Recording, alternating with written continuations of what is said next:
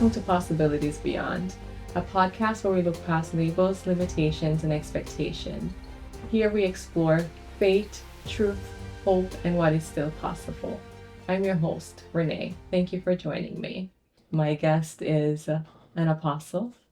He is a published author of this lovely book here, Living Life Victoriously, Created to Win. He is a father, he's a counselor. He he baptized me, he got me married, and he's been here from the start. So it's only natural that I would invite him on as a guest. Apostle Donovan Kerr, thank you so much for joining us. Thank you, Renee. Thanks for having me. Really, it's an honor to be able to join you on your podcast. Congratulations. Thank you. Wow. It's truly a pleasure to have you with us. Yes. And I I'm not sure if I gave the introduction any justice, but for our viewers, tell us a little bit about you and what it is that you do. All right. I'm excited again to be able to join Renee here on her podcast, Possibility Beyond. Quite a very potent and telling, title for this podcast. And it really speaks to a lot of families and human beings that's out there today. About me, what is to tell about me? So I just celebrated my 60th birthday. Got saved when I was 12 years old in Jamaica, and of course walked that path for from that time, all my life. I responded to the call of ministry shortly thereafter. Did formal studies in Jamaica, working in different capacities in the church, served many pastors, and then the call for ministry came. Uh, I would say my first ministry, which is on Nantucket, is going to be 24 years this year. So that was when I launched out to start a ministry. It was quite a telling, that journey and how I got to Nantucket. And but of course, that has been a little synopsis. My ministry. I celebrated, as I said, my 60th birthday and also my 40th year in ministry. So it has been quite a journey. It comes, of course, because nothing in life is perfect. So it comes with its ups and downs and ins and outs, and you name it, sunshines and dark clouds, name it. But that's really the beauty of life. Um, that's really what gives, I call it the tapestry of life. That's what gives it meaning. We weren't designed really to have everything the same way.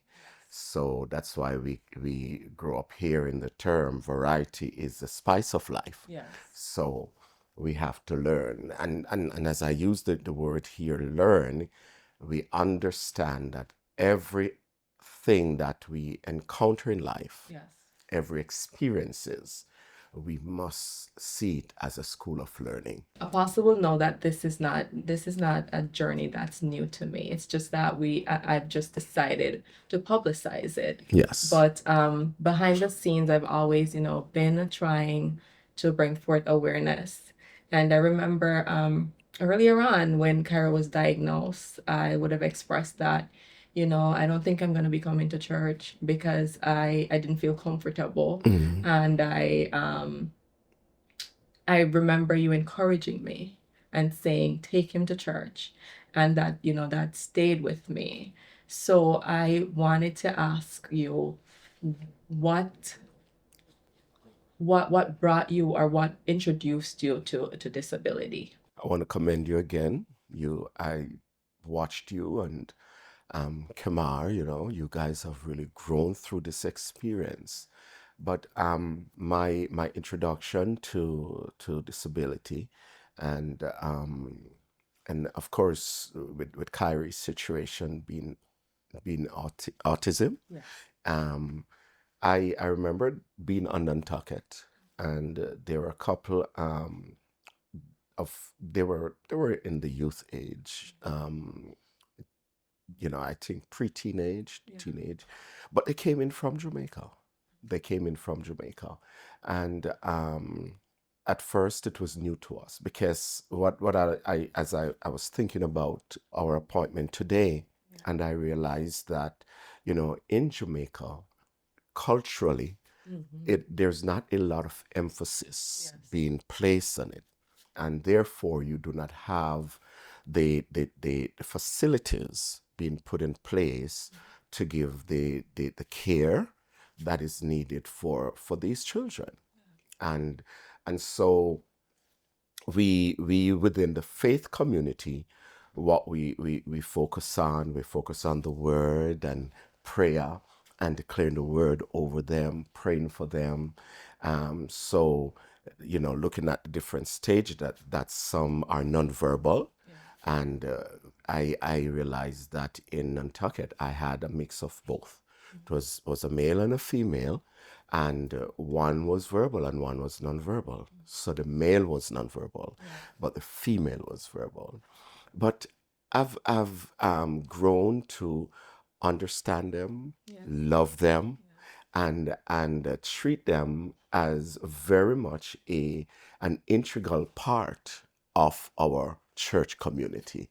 So I would seek to facilitate them as best as I knew how, because I had no formal training in it. But, you know, so I'm not gonna call her name, but the young lady and I, that's like my buddy, my very good friend, you know. So she will pick on me and I will pick on her.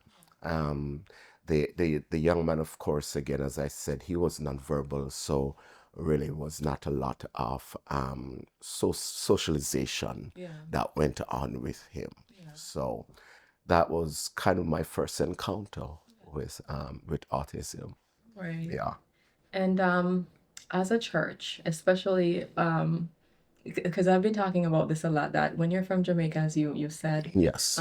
there isn't much representation. There isn't much, how do you go about doing this, Right. So as a church, I find that sometimes, because of culture and because of how we were raised and how we saw things happening, sometimes we miss certain individuals with disability, meaning for someone with Down syndrome or one of those physical disability in a wheelchair or so forth, you can see that disability and you can make accommodations accordingly. Hmm. But when you have a neurodivergent like autism or ADHD, it sometimes can mimic or look like something different. Definitely. So from experience, and now I know better, I've been in a church setting where I felt like I wasn't comfortable or like I was being judged. Hmm. Not to say that that was, what was You're happening, right. but I felt like, what, if this is the way I'm gonna feel when I go to church, I'm just not gonna go. So what do you say to individuals who are, probably going through that and are feeling like they're gonna move away from the church or isolate themselves? What do you say to those individuals? All right. So, just like I said to you, please don't stay home. Don't keep Kyrie home. Yeah. Take him to church, because it now demands from us that we garner the necessary understanding and knowledge Yeah. that is needed to facilitate for these children. Because first we have to see them as God's creation, Yeah. and that they are very special to God. And if they are to Him, then they ought to be special to us. I shared with you I think it was last year or the year before, when I went to Thrive, and one of their breakout session had to do with autism and disability. And I was really just so intrigued to discover the information that was out there, that I'm like, oh my goodness. So I ended up in the same forum, with a member of my congregation in Barnstable that has an artistic son. Yeah. And, we sat beside each other, and I will just share a glance with her. Because for me now, this was the very first time I was getting any form of structured information or knowledge, if you may. Yeah. And I garnered from that setting, I think it was 45 minutes in length, the presentation, but I garnered so much Yeah. to the point where I left the forum with the resolve that we are going to have to do better Yeah. in putting in the necessary infrastructure Yeah.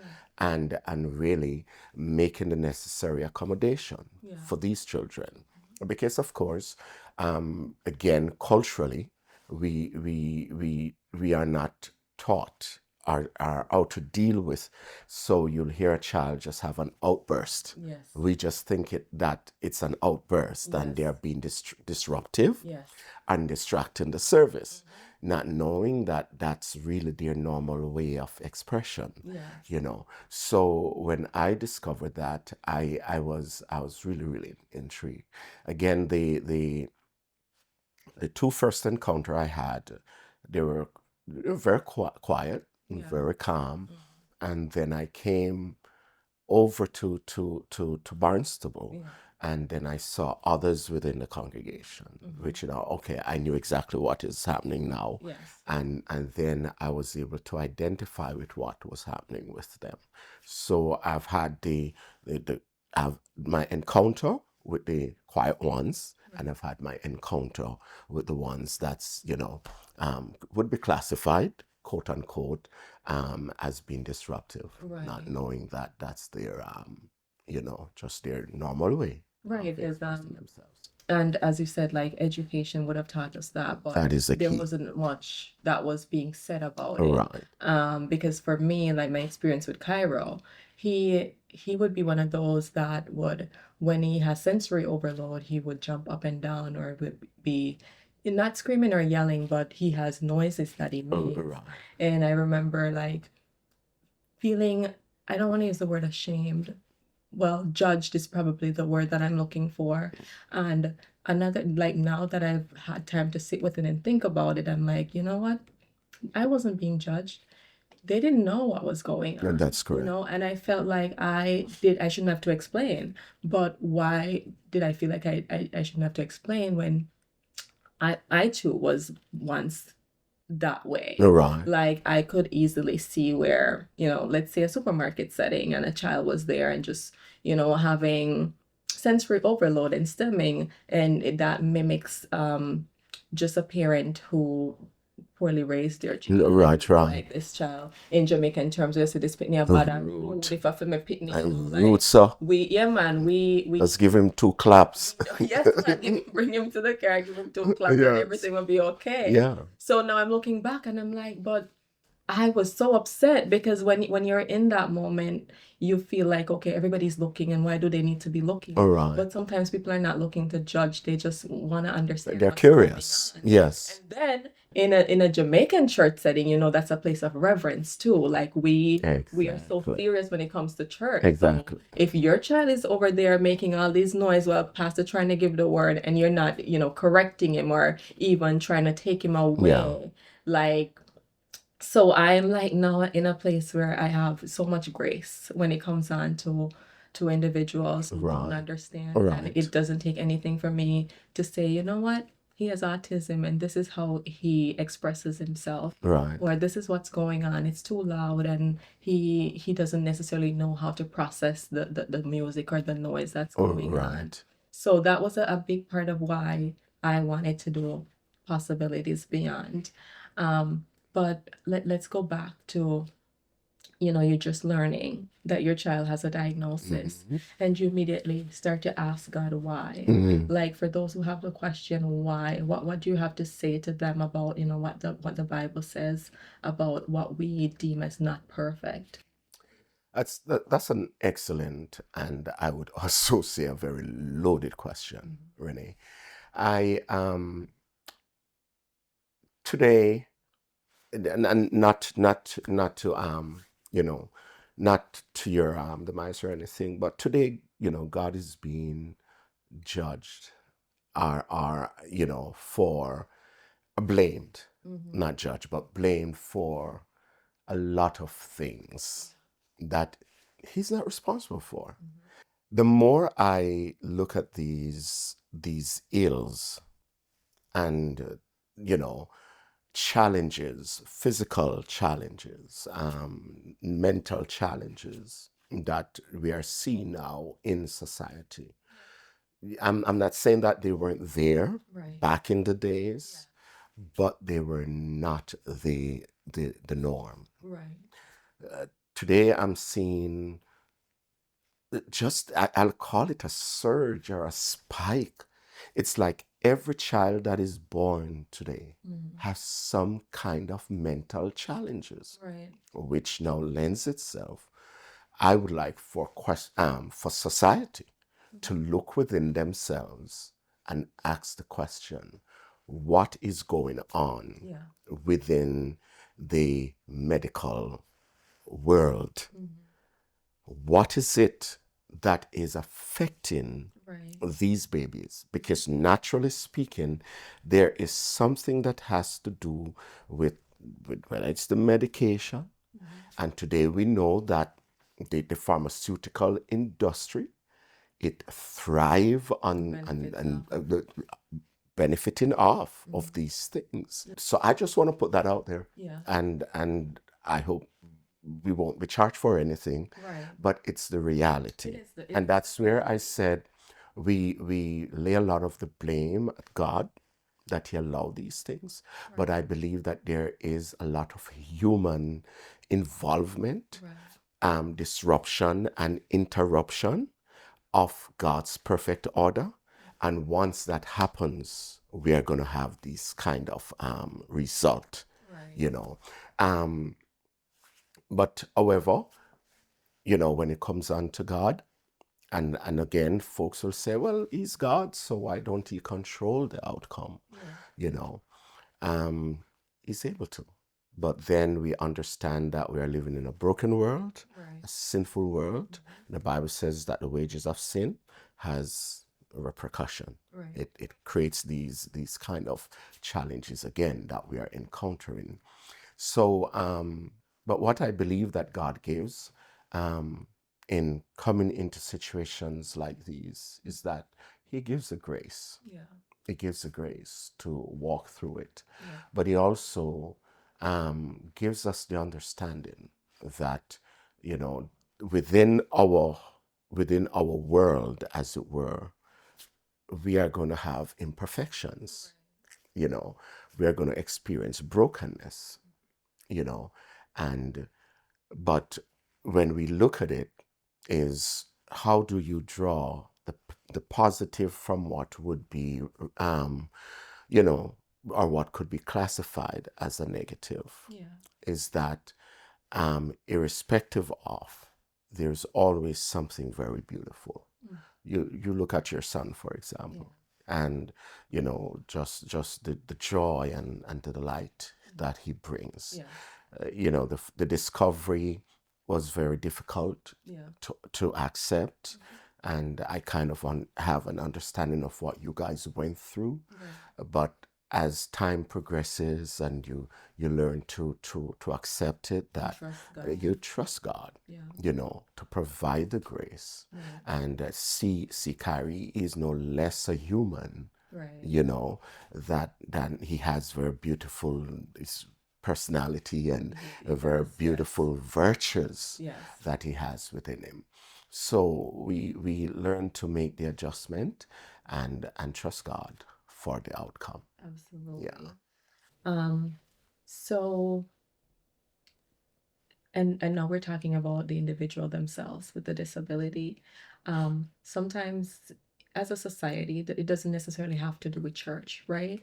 As a society, we look at an individual with a disability as a defect, or we look at it as a hindrance.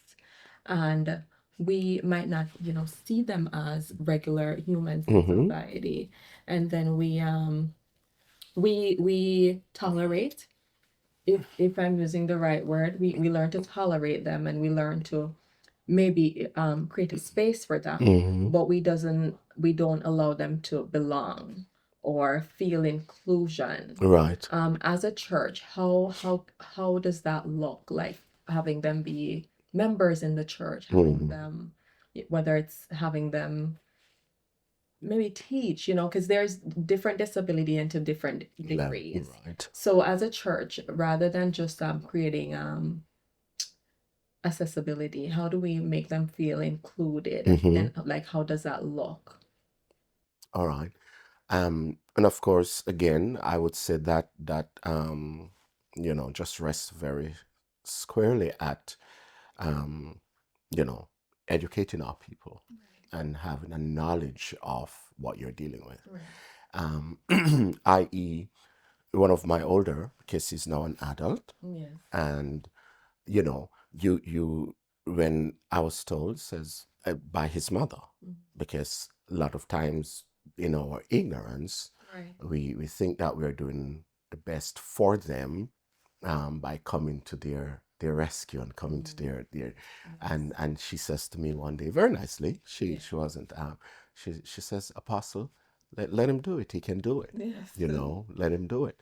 So and then with the very minimal training I had Yes. at this forum, I learned that they want to be able to feel wanted. The same things that typical Right. individuals want to feel. What would reference as they want to do their thing Yes. and be a part of. Don't separate them. Right. So I had one in my Sunday school class, Yeah. and I would give him things to do Yeah. like I would all the other students. Yeah. Yeah, I give him his pen, I give him his paper, and I let him look at his Bible, and sometimes you have to redirect him, Right. you know, but I ensure that the rest of the class understand that we're going to treat him as a student in the class, Yes. and he belongs here. Yes. So we it's all about, educating ourselves and knowing how to, what it involves, and treating them as normal human beings. Right. Yes. And you would have had you have a few years more than I do. So I couldn't speak to like how different is it now, with the church, with accepting and inclusion and creating accessibility to individuals with special needs, than it was, maybe when you were younger, just getting into ministry. Well, of course, back in the days, there was absolutely nothing there. Again, growing up in Jamaica, we never really see it as a disability, quote unquote. I don't think we had classified it as a disability, and I believe that is the reason why there is no facility being put in place to take care of these needs that exist. For example, I know I grew up with a young man who couldn't speak, Right. so we just call him Dummy. Right. That's the name he got.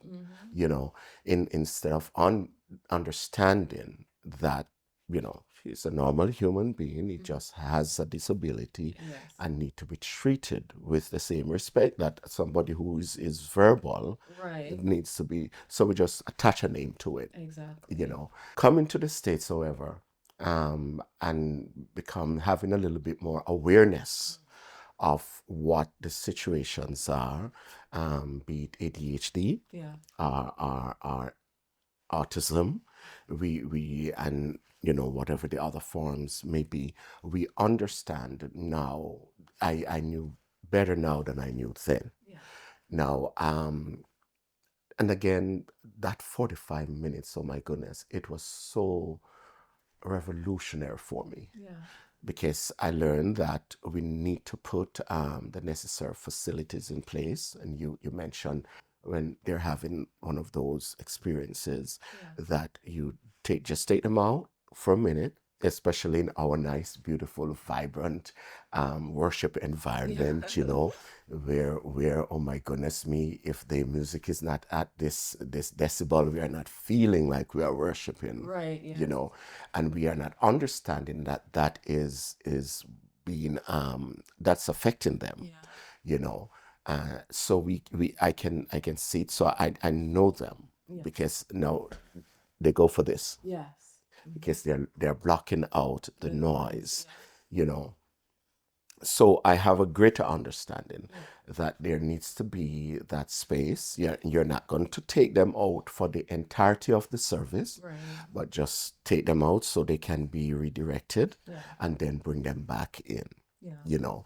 And I think, also we need to really just have more awareness, and it's going to come as a result of educating Yeah. our people in Yeah. general, the Yeah. entire church, Mm-hmm. from all ministries, Right. across ministries, that no, because we need to be able to reach everybody Right. where they are at Yeah. in life, you know.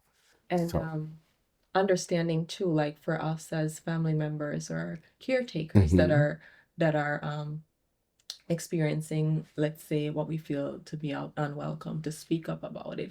That is one thing that I've always appreciated about you, is that I could always come to you and tell you, okay, I'm feeling this type of way, hmm, and you would always educate too, because the church has to be a big part, at least for me.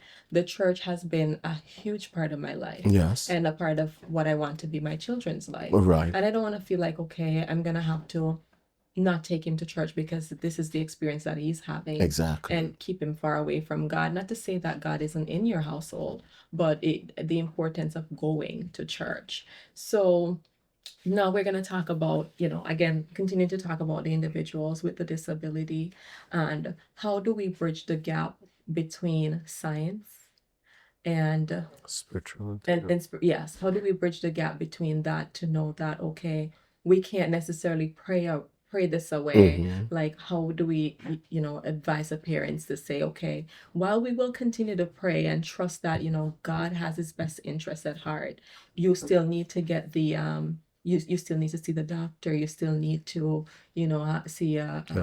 or physical Therapist. therapist. You still Yes. need, these are things that will be necessary in the this individual's And if development. medication is needed, Yeah, then, yeah. How do we bridge that gap? yes.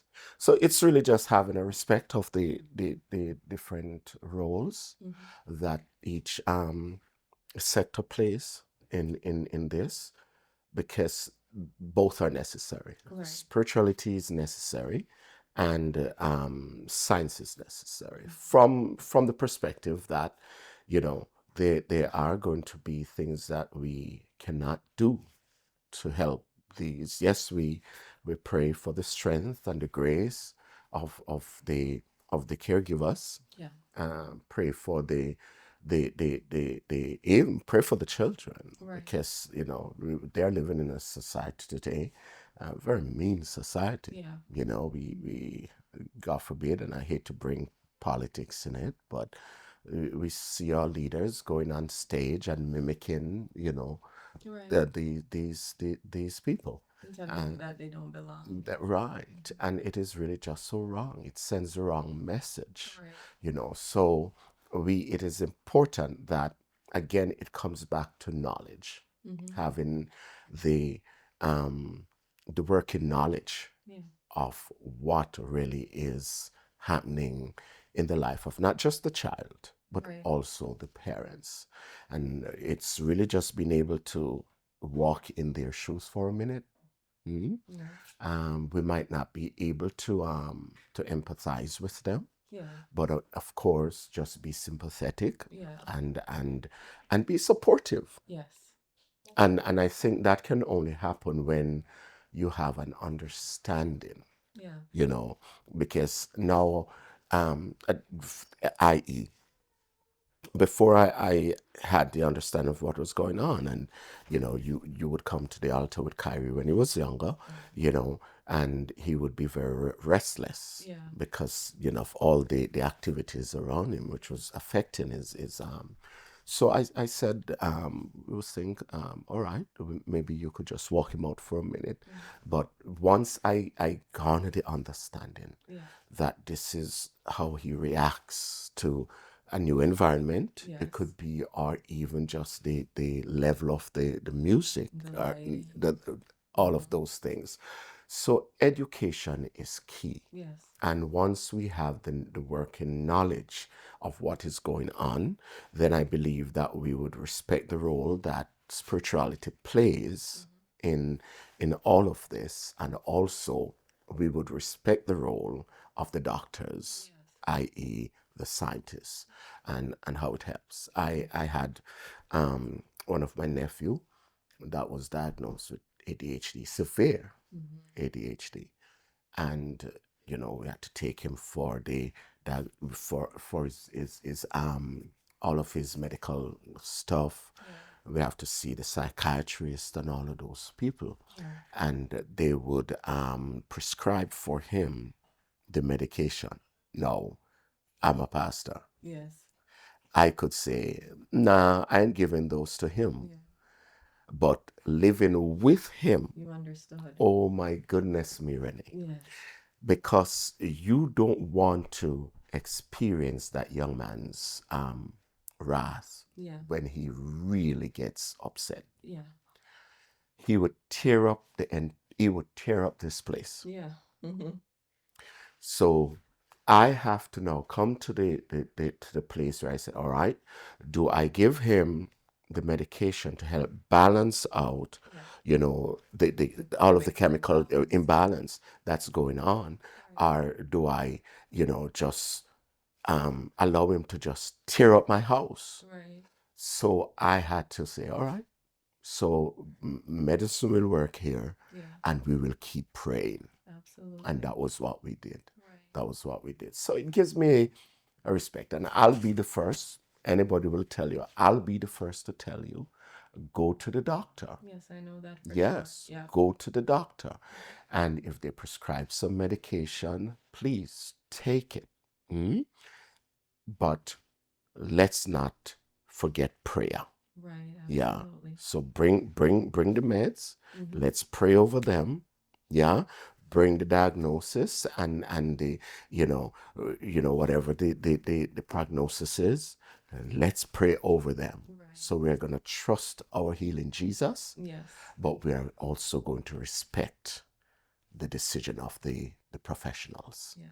Yeah. For just to go back to that, for individuals who are struggling with accepting the diagnosis, because we have this thing that says, once we accept it, it's final. We are from a Christian background, and we feel like if we don't accept this is not from God, we're not accepting it, we can pray it away. Okay. What do you say to those individuals? Great. Great. So there is the truth, and then there we are faced with the facts. The facts would be the diagnosis. This is what the finding is. The truth is, by his stripes, we are healed. Yeah. All right? And so now what you do with the diagnosis are the fact is that you take it and you put the truth Yeah. on it. Speak the truth into it. Yeah. Keep confessing the truth, and we know that, because the word says that what? By our words we are justified, by our words we are condemned. Death and life is in the power of the tongue. Yeah. All right. So while we please, we do understand that the God we serve, he answers prayers sometimes with immediately, and there are times he wants us to walk through a process. And it's also if it's his will. All right. And so we keep speaking, and we align our faith with what his will is, and we align our faith with what the truth of the word says. And we keep speaking it. And please, there is no reason to feel condemned. Right. If you speak today, tomorrow you wake up, the situation is still there. Keep speaking. Yeah. And that's what faith does. Absolutely. I believe that's the perfect balance. I am one to say to people, always find the center. Do not find yourself on this extreme of the pendulum or the next extreme, because there are those who will believe in the pure science, Yeah. and there are those who believe in the pure spirituality, Right. you know. And but find that balance Yes. where you're able to accept the fact again, Not the truth. and then you speak the truth Yeah. over it. Awesome. That, Yeah. that's knowledge right there. Yes. I like to share my testimonies, and this is something I'll probably share most of all. Um, I remember, like, during Cairo's early diagnosis, I remember going through a form of depression, grief, if you will. Yeah. Like, I remember just A lot of being, questions. yes, being so sad Yeah. and wondering. Maybe in that time too, I was questioning God and wondering why my child? Why? Yeah. Why did it has to be Cairo? Why is he not able to advocate for himself or express himself? And that really put me in a dark place. A place where, yes, I would show up for Cairo, and I would, just to go back to even the diagnosis, I remember waiting a year long, and by then, like, I was already built up to accepting that yes, he was autistic. And then we got the evaluation, and then comes the diagnosis, and he wasn't just diagnosed with autism. He was diagnosed with autism, avoidable food intake, and then he was diagnosed with global developmental delay, which means he was delayed in all areas. And at 2 years and 5 months, they deemed him to be developed at a 5 year old, not a 5 year old, 5 month old. Wow. And that was very, very difficult for me as a mom. And I remember, like, him growing up, the years, speech was a big thing because he didn't have any speech. He's still, nonverbal, but he's learning how to mimic sounds and, learn his letter sounds and things like that. And he would mimic things that you say, like, partially. But I remember, like, really placing so much emphasis on that to the point it put me in a depression, a dark place. I wasn't able to show up for myself or my marriage. It was just, going through the motions of knowing that it's something I have to do, Right. but I'm sad about it, and I would miss out on moments. It will be his birthday, and I'm hiding away crying because I didn't want anybody to see it, so I'm crying. And then I remember one day I was there, and I said, I was there, and I was, like, angrily, talking to God, and I'm like, if this is the way how he's supposed to be, if speech is not gonna be his form of language, I'm okay with that.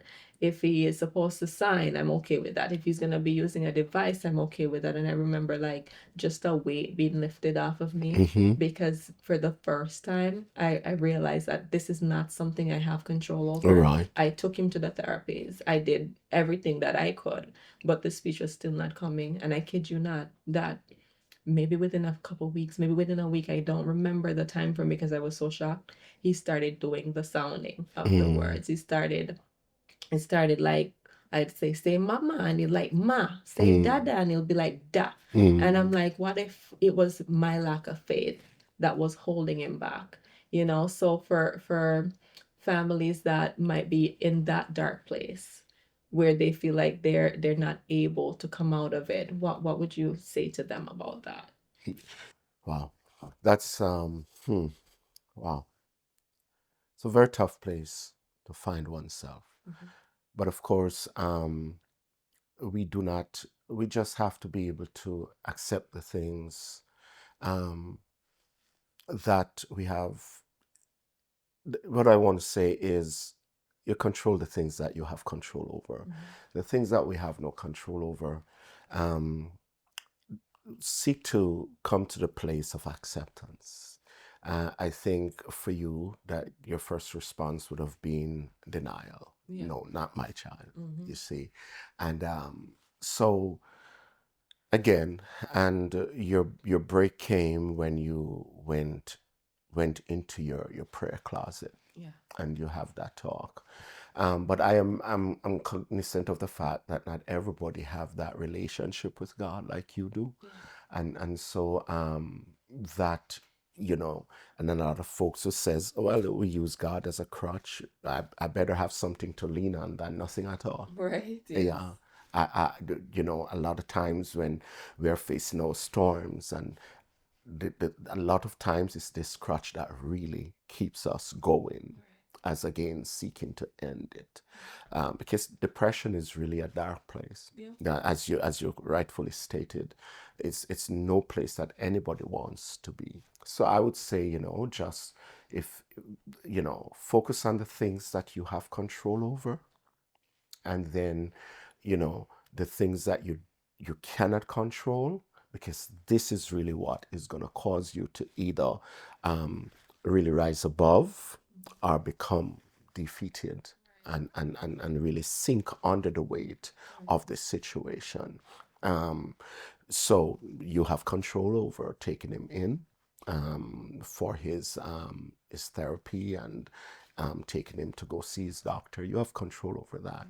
You have control over you know, getting up and putting yourself together and taking him out for social activities, and getting him, you know, integrated within the normal, you know, things of life. Yeah. You have control over that. You have no control over when he speak, Yeah. you know, uh, etc., etc.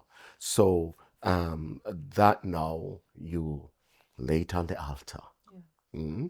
and just find, here is the powerful word now, everybody. Find that peace. Yeah. Find that peace. Yes. You know, and you know, trust God.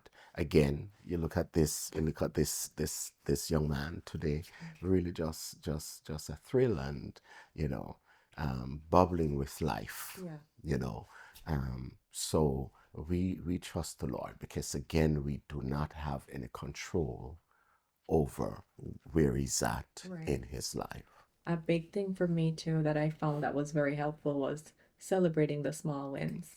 Like There you for go. a typical child, feeding yourself is something you just do. But for Kyra, that was something that we worked on very hard and for a long time. He probably started feeding himself properly when at 4 years old. Until today, you still have to be like big bites, Kyra, encouraging Right. him to continue to do it because sometimes he just doesn't want to do it. And I feel like his muscle tone in his hands is probably not strong enough. So we that was something that he really worked hard on and we celebrated. But in a sense too, he does not like too much excitement. Right, So right. Be you have to find you're yes, right. yes. That So I balance. found that was what was very helpful. But how do us as parents or worship leaders or apostles and pastors help to help individuals with disability identify their God-given gifts? And that's the caregivers now. Just Are they? us, like us as caregivers Yeah. or pastors or just about anyone. How do we help individuals with the disability to identify their God-given gifts? Oh, that's a very loaded question right there. And you know, it's, you know, I don't want to sound like a scratch record. Knowledge, knowledge, knowledge. And it's now, you know, understanding that, again, these are God's children, Yeah, God's creatures, and so they do have abilities. absolutely. So I mean, there's got to be ways that we can educate ourselves to be able to identify what they are able to do. Right. You know, I remember one parent requested that her son attended the youth conference, and it was quite a challenge. It was quite a challenge. And I remember for that particular year, when he attended the conference, we had a banquet, Yeah. and everybody was dressed up in their, and he was dressed up too. And everybody was paired with a partner, and we ensured that he had his partner too. Yeah. You know, so it's really just treating them with the understanding that they belong. Yeah. You know, and you know, they might not be able to sing like everybody else, but maybe they're able to read. And I've seen it. Yeah. I've seen it. Because I was made to understand that there are different levels. Yes. Um, so it depends on where the person is to create that environment of inclusion. Absolutely. And we have to now understand that they have gifts Yes. and they have talents Mhm. that need to be nurtured Yeah. and accepted Mhm. as giftings from the Lord that can benefit everybody else. So, but I believe though the everything is really rested on knowledge, Yeah. having the know-how to deal with these individuals, and then I think from there we can really just get them infused or inculcated within our and a community, Right. and be treated the way that they deserve to be treated. Because earlier, I remember you saying that a parent brought it to your attention Yes. to allow the child to do something on their own, and even as parents, because for me, Mm-hmm. Perry was my baby. All He right. was my first baby, and I was I was just doing everything for him. Mm-hmm. And his dad's like, no, let him do this. And then he might not want to do it the first time and he might fuss. And I'm like, leave him, I'll do it, you know? Mm-hmm. And then in that way you cripple them in a sense. Right, Like right, you're not doing them any justice by right. doing everything. One thing that I found too was that I found out he loves music because I got him a drum set. You might not get it right at the first time. Right, Like right. you might want him to play a piano, but that's not his instrument. So you introduce them to different things, Okay. and you, as you said, you bring them out in the community to see what they draw to. It might Definitely. be a football player, a basketball player, just as you would with any other kid. You introduce them, or even adults. You introduce them, and you get to know them too on a personal level, Definitely. knowing that they're individuals because they're not defined, by their disability. Right. They might have a disability, but they paint,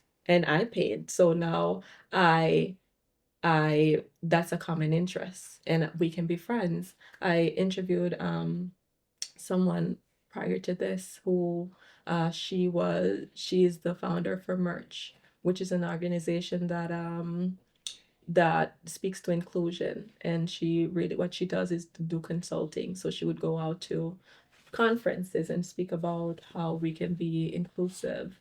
And she wrote a book. I don't know why I'm forgetting the book right now, but I'll put it down in the. She wrote a book, which really spoke about.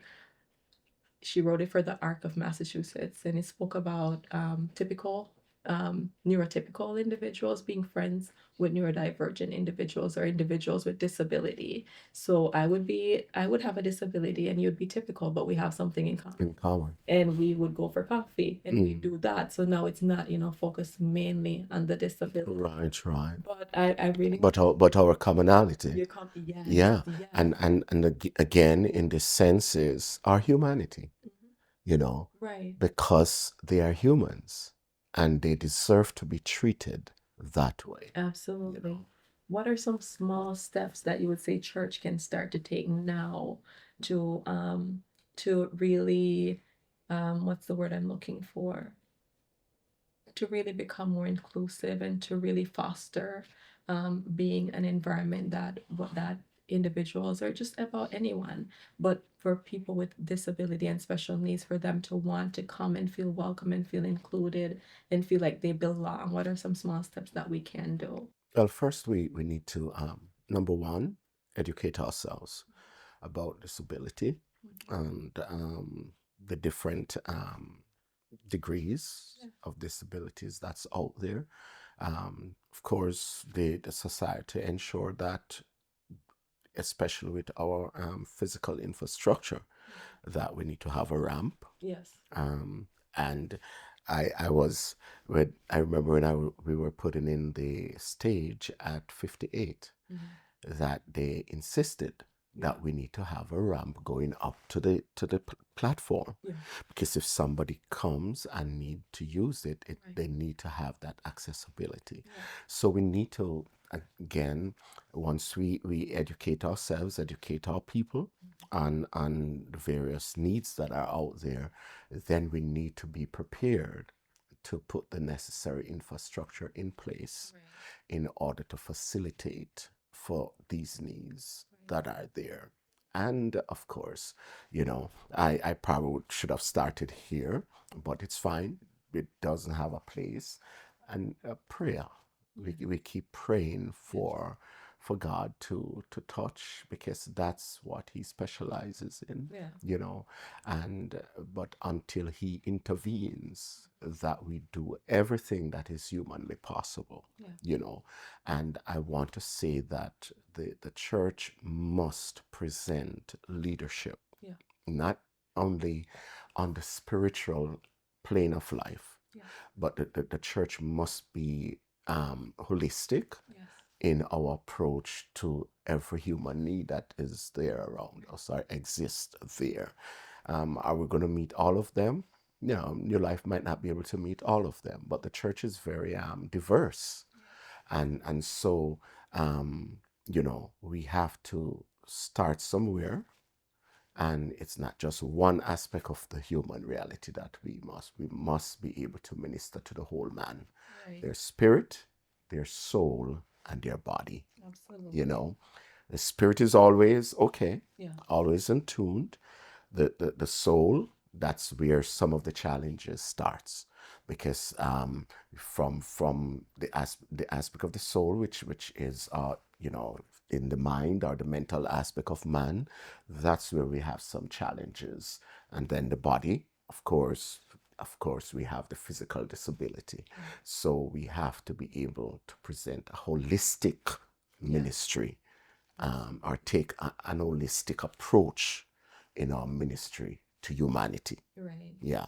Um, I wanted to share because one of my other guests too, she was telling me like appropriate words that we use, that a lot of the things that we knew to be normal or accepted are no longer accepted. Acceptable. And she shared one with me that I'm like, what? I say that all the time. And it was the word handicap. Mm-hmm. She's like, we don't use that term anymore. Like they're phasing it out. Right. Probably won't see handicap parking anymore because what she explained to me was so profound and something I never thought of. She says no one naturally has a handicap. Mm-hmm. We're the ones that create the handicap. Mm-hmm. Because if I'm in a wheelchair and I come to your facility and you don't have a ramp, Right. creates the handicap. And not me, Yeah, because I handicap. could have been in the Right. movement, but you did not have that. Yes, you strip that person of that right. Right, Yeah. right. So I'm like, okay. So I'm learning. Like I'm also learning as I go along this journey. Yes. And for me, as I said, it was something that I've always wanted to do. I remember talking about, possibly doing a video for the church or something. Right. Then I'm like, you know what?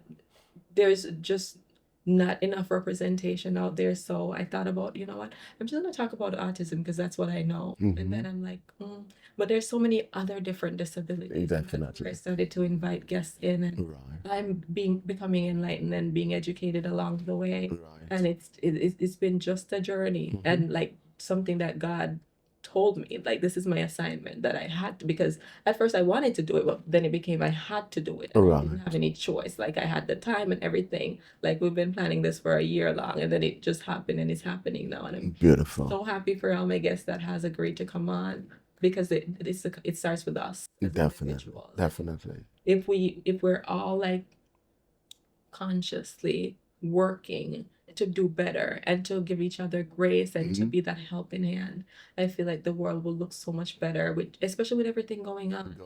We're in a society right now where the government is saying that this is what causes autism, or this is what's causing this. And while some of that is true, I'm not disputing or Right. say that. I'm saying that the disability is here, and we as family, we can't wish it away. No. But then you're stripping away funding and resources, Right. Right. and this is in itself is creating I do not agree whole with that. different With that. problem. Yes. While yes, I would want to know what cause autism, because they're saying nobody knows, which I mean they've been researching it for years. I'm Right. sure somebody knows. Oh yes. Oh yes. I would want to know it, but that doesn't negate or change the fact that my child has autism. Right. And that's something that he is probably it's not something that gets cured. The symptoms lessen, and then they'll probably be able. Their individual remains the same, as well as there's individual that are able to function without support. But before even going, before I finish up, I have to mention your book, Yes. Living Life Victoriously, which is Created a to win. book that I've started to read myself, and it has been such an eye opener for me. Talking about operating from a place of already that the battle is already won, and that you're victorious. Right. Because God has already fought that for me. How do you think that your book tie into or topic, possibilities beyond? Tell me about your book and how you feel like that would probably help. All right. Yeah, so created to living life victoriously, created to win, really. Of course, it is quite a very powerful tool that enables and equips individuals, not just Christians. Yes, I'm a Christian author, but it's not just written for Christians. A matter of fact, I had forgotten to take that little card that my neighbor I wrote because she had got one of the book, and she really, really was just very encouraging, sharing, how powerful the thoughts were. She gave me the idea that she's using it as a devotional, because it really lends itself to empowering us, um, and how are equipping us on how to deal with the different challenges that life throws at us. Yeah. And physical disability is really just a challenge. I mean, listening to you, Renee, and again, just to say your podcast is, I see it as being very, very educational in this regard. Possibility beyond is really just powerful, and we can add. I could build a sermon off of this topic. It's possibility beyond all challenges that life throws at us. So instead of using our challenges as a tombstone, we see them as stepping stones. And that's what living life victoriously is all about, is that we were created irrespective of what our obstacles might be in life, irrespective of what life throws at us, is that there is a winner that is locked up on the inside of me. And we are equipped, irrespective of, to rise above our challenges. Yes.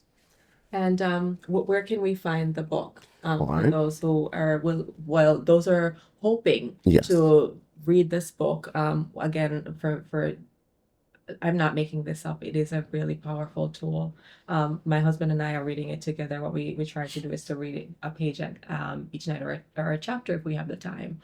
But it's really opened up my eyes. It quotes scriptures. Yes. So your neighbor rightfully said it could be a devotional. Yes. For individuals that want to purchase the book, how do they go about doing that? So it is on Amazon.